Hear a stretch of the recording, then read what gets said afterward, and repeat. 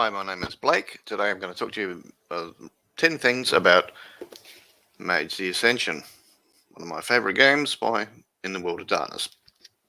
So, what is Mage the Ascension? So, in Mage you create stories about magicians. Well, by stories I mean tabletop role-playing games, so shared cooperative stories.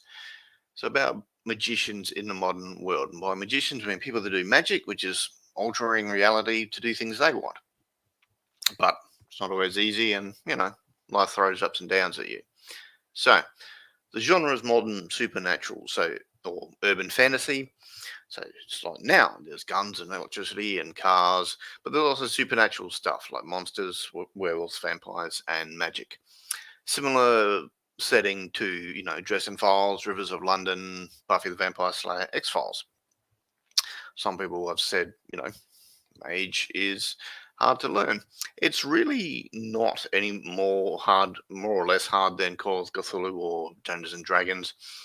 In the 20th edition, which is effectively the 4th edition in the game's history, the 20th anniversary is the 4th edition, which is the current edition.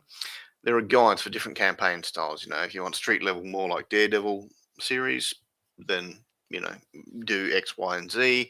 If you want world-saving Doctor Strange sort of level stuff, then do X, Y, and Z. And the guides are excellent to point you to sort of what you need to learn.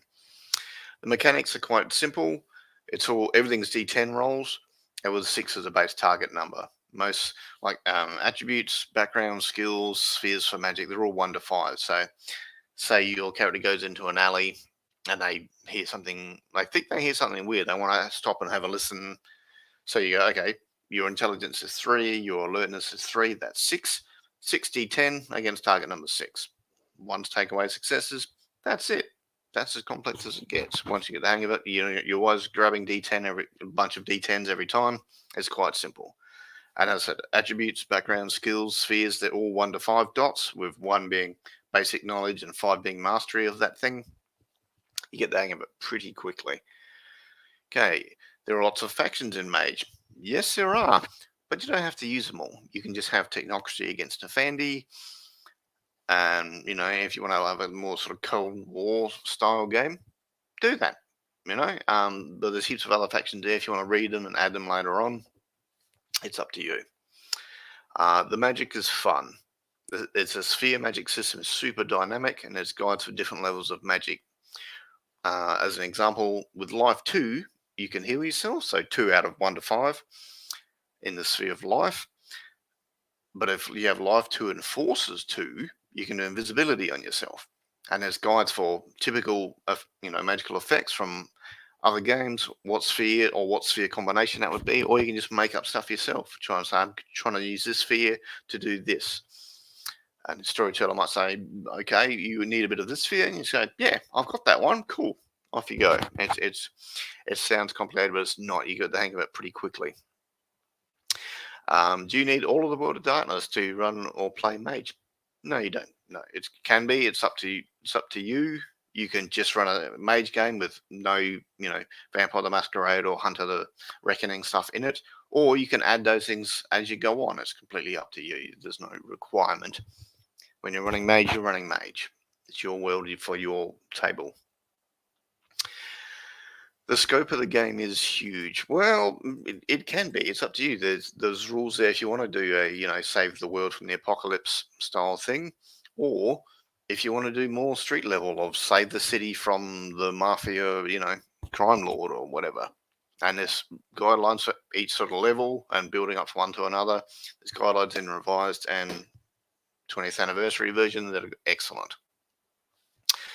Some people say it's a thinker's game. Yes, it is. Magic is harder to do if there's non-magicians around, so regular people who haven't awakened and become a mage.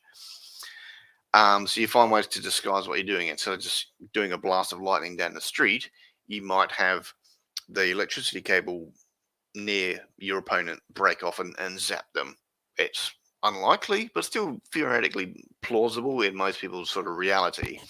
So you figure out ways of disguise that you're doing magic, which again, it sounds harder than it is. It's not. Once you get the hang of it, it's really fun making your magic weave into the current situation.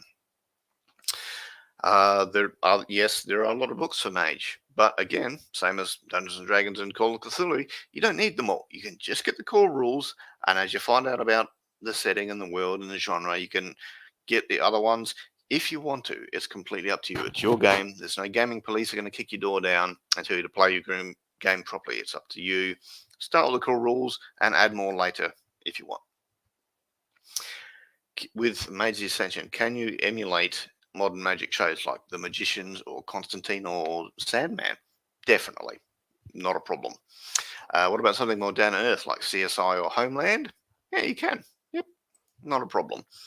I would recommend either revised, because it's basically first edition, second edition, revised, which is third edition, or 20th anniversary, which is a fourth edition. Either of the last two is good because there's already two editions under your belt where they revised it and streamlined it and tweaked it as best they can.